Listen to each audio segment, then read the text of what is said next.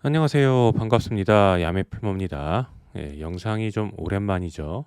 예, 제가 컴퓨터 업그레이드를 좀 하면서 어, 불의 사고로 쌓아놨던 데이터들이 싹 다 날아가는 여러 가지 문제가 좀 생겼습니다. 그리고 또 더불어서 개인적인 컨디션 문제가 좀 있어서 영상 제작이 좀 늦어졌고요.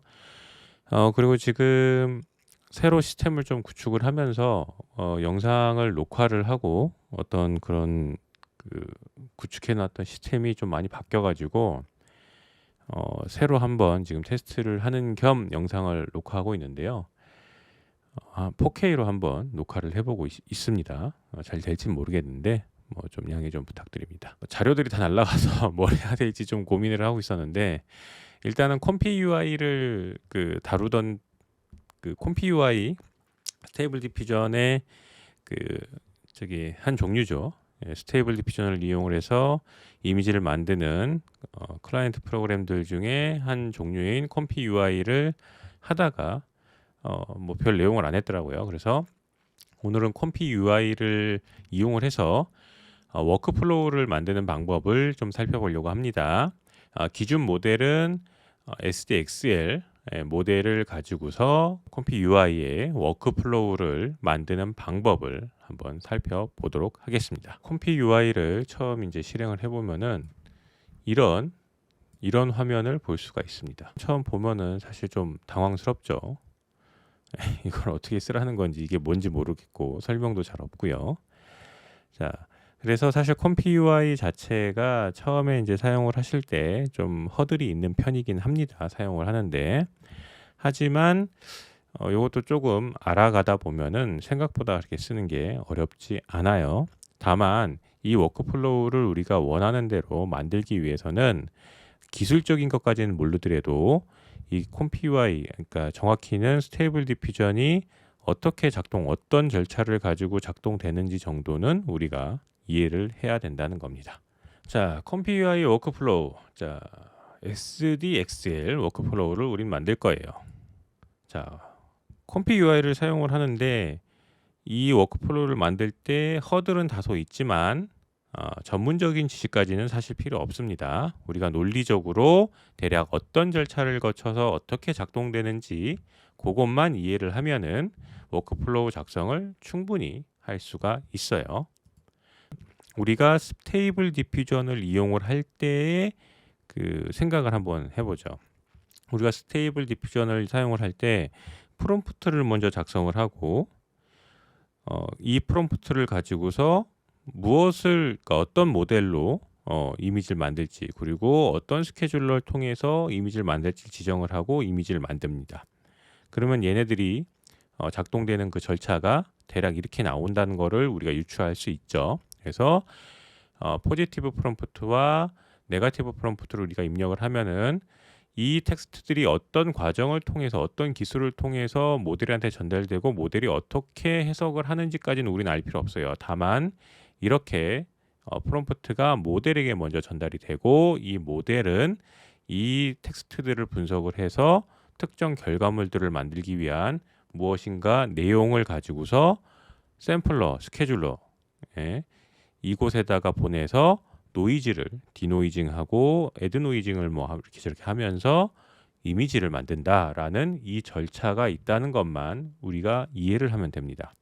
그러니까 모든 스테이블 디퓨전에 어떤 우리가 나중에 확장을 붙인다고 하든지 뭘 하든지 했을 때 이런 절차, 어떤 절차로 어떻게 이미지를 만드는지에 대한 논리적인 구조를 세우는 어떤 습관이 되어 있으면은 컴피 UI의 노드를 자유자재로 만드는 게 어렵지 않아요.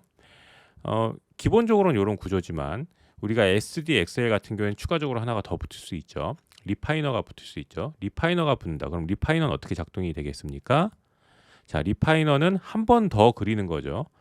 이미지의 퀄리티를 높이기 위해서. 그래서 실질적으로 보면은 우리가 아까 똑같이 프롬프트 입력한 것들이 기본 모델을 통해서 1차적으로 이미지가 만들어지면은 그 정보와 이미지 정보와 프롬프트 텍스트 정보를 리파이너 모델이 다시 한번 인입을 해서 다시 한번 스케줄러를 통해서 최종적인 이미지를 만드는 이런 절차로 진행이 되게 됩니다. 자, 이런 이런 절차를 가지고서 실제로 이미지가 만들어진다는 것을 우리 머릿속에 기억을 하고 한번 노드를 작성을 한번 해보죠. 자, 아무것도 없는 콤피 UI 상태죠. 자, 그러면 여기서 한번 노드들을 추가를 한번 해보죠. 우리가 마우스 오른쪽 클릭을 하면은 이런 팝업 메뉴를 볼 수가 있어요. 여기서 먼저 로더즈라고 하는 데 가서 로드 체크 포인트, 이게 모델을 불러오는 거죠. 이걸 하나 먼저 추가를 해보죠. 자, 체크 포인트. 여기에서 우리는 SDXL 기본적인 걸 사용을 할 거니까요. 예. 이렇게 하면은 일단 우리가 어떤 모델을 쓸지를 하나 선택을 한 겁니다. 자, 그리고 우리가 이제 프롬프트 입력하는 게 있었죠. 프롬프트. 그럼 프롬프트도 추가를 해야죠. 그러니까 SDXL 같은 경우에는 우리가 그 프롬프트를 찾을 때 여기 어드밴스드 쪽에 보면은 컨디셔닝이라는 항목이 있습니다. 이 항목에서 그 SDXL 클립 텍스트 인코더즈 SDXL이라는 녀석이 있어요. 그러니까 뭐 이름 보면 대충 유추가 되겠죠. 뭐 뭔진 모르겠지만 텍스트 인코딩을 SDXL용으로 해주는 녀석인가 보다라고 해요. 자, 이렇게 딱 추가를 하면은 뭔가 복잡해 보이는 것들이 생성이 됐습니다. 그냥 봤을 때는 여기 클립 GL이라고 돼 있는데 요게 뭔가 입력하는 텍스트 같죠, 그냥 봐도. 자, 그런데 이상하게 두 개로 나눠져 있어요. 예. 이게 왜 그럴까? 뭐 이유가 있겠죠, 내부적으로, 기능적으로. 하지만 우리는 거기까지 알 필요는 없습니다. 다만 그럼 프롬프트를 요 두 개를 다 입력을 해줘야 되냐? 그건 아니죠. 자, 그러면은 어떻게 하느냐? 여기서 이 노드를 선택을 한 상태에서 마우스 오른쪽 버튼 눌러 보시면은 컨버트 텍스트 투 뭐 언더바 뭐 인풋 이렇게 바꾸는 게 있어요. 그러니까 직접 이렇게 인터페이스 입력을 받는 게 아니고 노드로서 다른 노드로부터 입력을 받을 수 있도록 인풋을 바꾸는 방법이 있습니다. 요거를 선택해서 둘 다 선택을 해서 바꿀 거예요. 딱 바꾸면은 이런 식으로 그 노드를 연결받을 수 있는 인풋 형태로 바뀌게 됩니다. 자, 나머지 L도 이렇게 바꾸는 거죠. 이렇게 바꿔서 노드를 이렇게 쭉 당겨서 딱 떼면은 팝업 메뉴가 하나 뜨죠. Add 노드를 선택을 해서 여기에서 utils의 프리미티브 뭐 맞나요? 발음이? 하여간 요거를 선택을 딱 해주면은 자, 텍스트 입력을 받을 수 있는 그 커스텀 노드, 유틸 노드가 하나 생성이 됩니다. 그러면 요거 두 개를 다 이렇게 딱 연결을 해주는 거예요.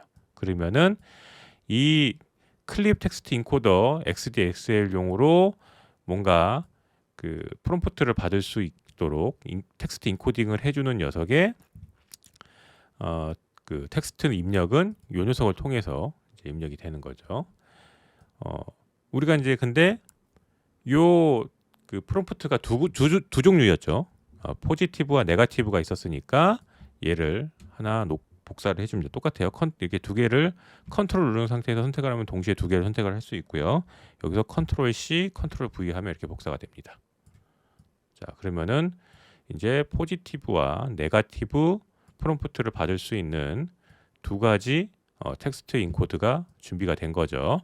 자, 헷갈릴 수가 있으니까 이름을 붙여봅시다. 여기에 노드를 선택을 하고 마우스 오른쪽 버튼 똑같이 눌러서 타이틀을 누르면은 이렇게 타이틀을 바꿀 수가 있어요. 그래서 먼저 첫 번째 거는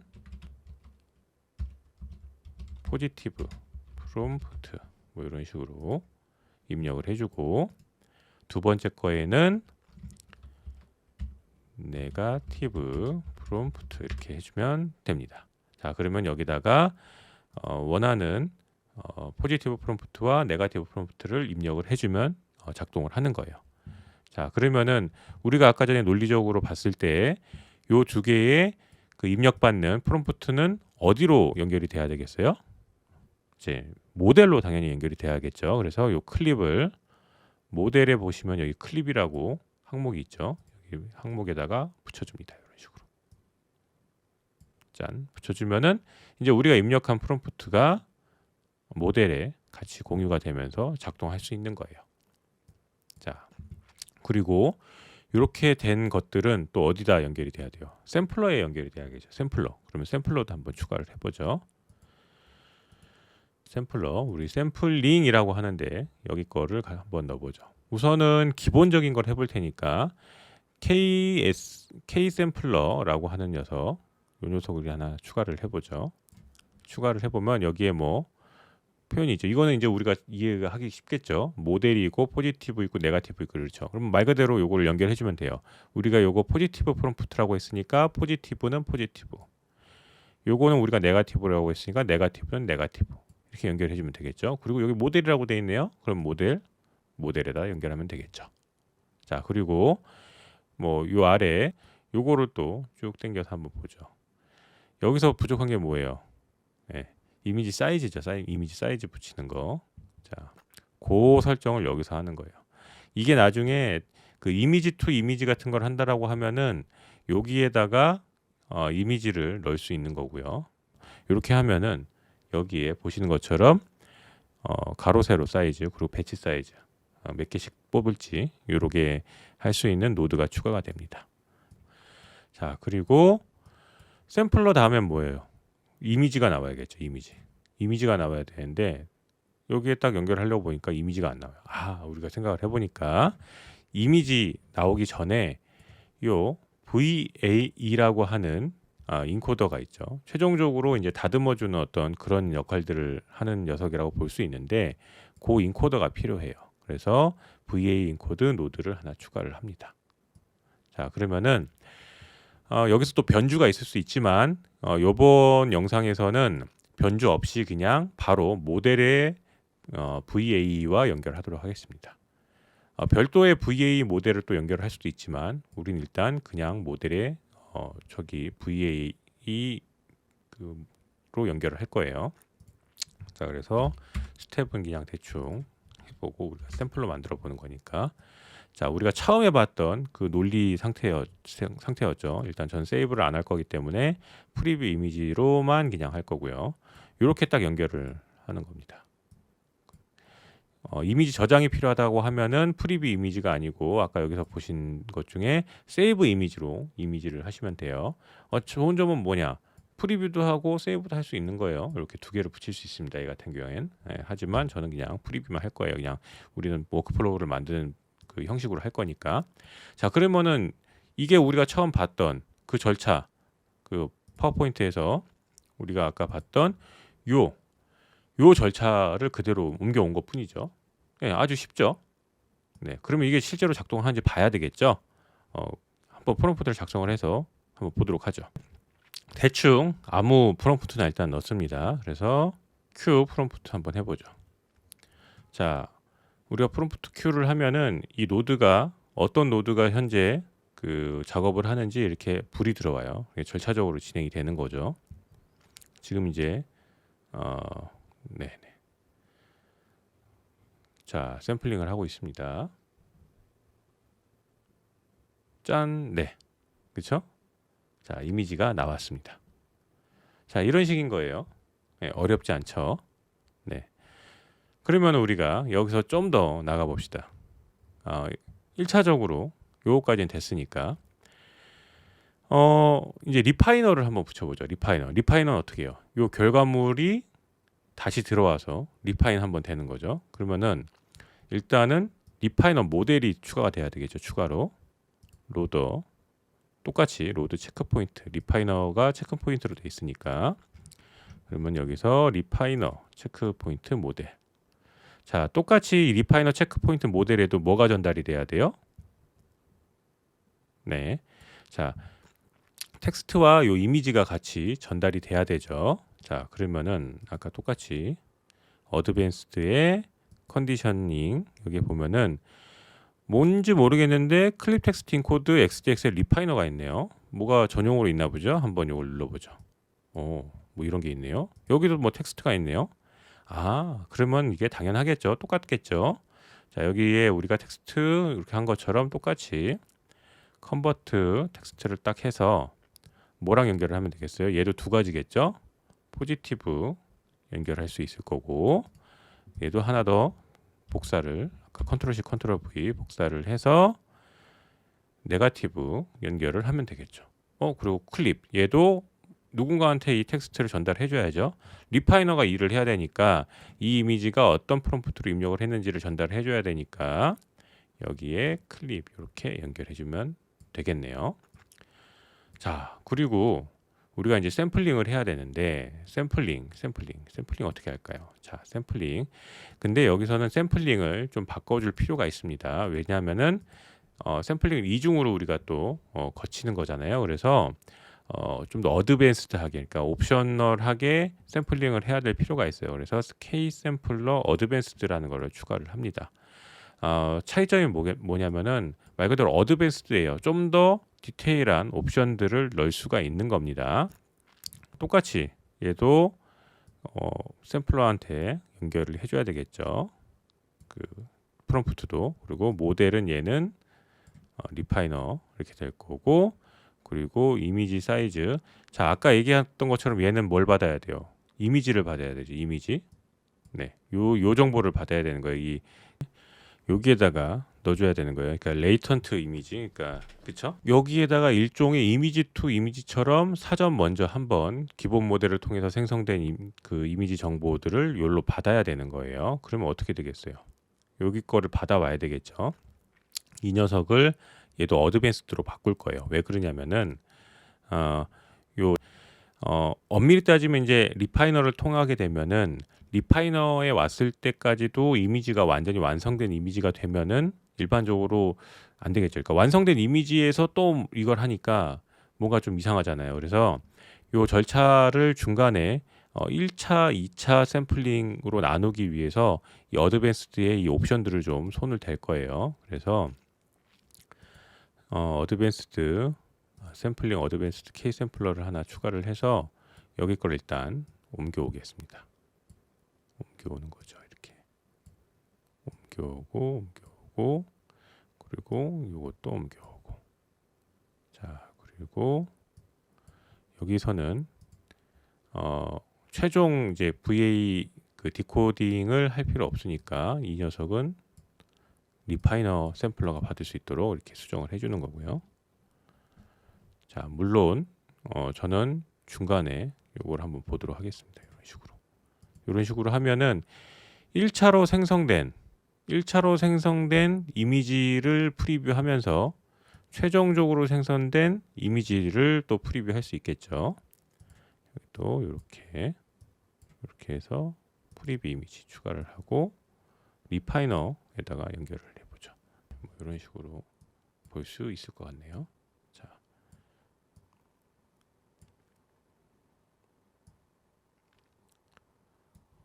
그래서 여기서 초벌을 할 때 좀 차이점을 좀 찾아볼 거예요. 그거 옵션들을 좀 볼 필요가 있는데 여기에 보면은 나름 이제 공식 커뮤니티 매뉴얼이라는 게 있어요. 그래서 여기에 보시면은 우선 일정 어느 단계에서 노이즈 제거 프로세스를 시작할지, 그리고 노이즈 제거 뭐 어떻게 할 건지 스텝 같은 거 정하는 것들이 있고, 마지막 단계에서 보면은 아까 전에 우리가 봤던 리턴 위드 레프트 오버 뭐 노이즈 이거에 비활성화 되면은 마지막 단계에서 노이즈를 제거하려고 시도한다는 거죠. 그래서 요거를 그 절차를 여러 개 그 샘플링을 거치게 되는데, 얘를 만약에 마지막 단계라고 해서 잠재적 노이즈를 제거를 해버리려고 하면은 우리가 이제 그 스테이블 디퓨저는 이미지를 생성하는 방식이 이제 노이즈를 이렇게 막 제거를 하고 막 하면서 이제 그 활성화를 시키는 거잖아요, 이미지를. 근데 완전히 그 발전 가능성이 있는 이미지들을 제거를 하려고 하기 때문에 얘를 그 잠재 노이즈를 최종 단계 가기 전까지는 없애지 않도록 해야 돼요. 그래서 이런 옵션들을 좀 만질 필요가 있습니다. 그래서 지금 여기 설명대로라면은 얘가 비활성화 되면은 그렇다고 하니까 얘는 활성화를 시켜야 되겠죠. enable, 그리고 얘는 disable. 그렇죠. 비활성화 돼야 완전히 제거 시도를 하니까요. 얘는 최종이니까. 자, 그리고 요 스텝들이 있는데 요것도 좀 손을 볼게요. 그러니까 이어받아서 저기를 해야 되니까 이게 어떻게 해야 될까요? 이게 예를 들어서 20스텝부터 얘는 20스텝까지 한다. 뭐 1차로 초벌하는 거니까 뭐 이런 식으로 해볼까요? 30이라고 하고 30 해보죠. 30스텝 7 이렇게 하는 거죠. 자, 이 상태에서 한번 테스트를 해보죠. 자, 좀 더 뭐 개선된 것처럼 보이나요? 리파이너를 탔는데 극적으로 변화된 어떤 느낌은 뭐 보여주지 못하는데 옵션을 조금씩 만져보죠. 자, 이게 그 방금 전에 제가 이제 이 스텝 요거를 봤는데 전혀 지금 다른 이미지가 나와버렸죠. 그러니까 요렇게 이제 이 받아오는 그 스텝에 어디서부터 이제 받아오고 어디서부터 스텝이 시작할 건지 뭐 이런 이거를 제대로 설정을 못하면은 이런 식으로 제대로 된 그 역할을 못하게 돼요. 그래서 우리가 요 스텝을 제대로 정할 필요가 있습니다. 그래서 얘는 예를 들어서 뭐 500 스텝까지 하겠다 0부터 그러면 얘는 500 스텝부터 이렇게 해서 받아서 가야 돼요.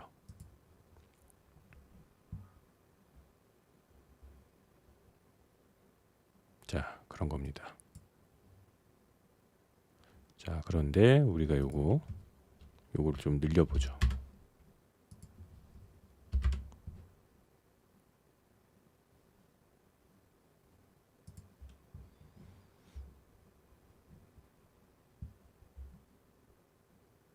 자, 좀 개선이 되는 게 보이나요?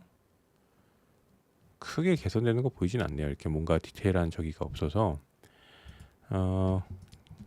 30이라고 하고 30부터 받아서 한다. 그리고 50 정도로 좀 바꿔보죠. CGF 스텝을.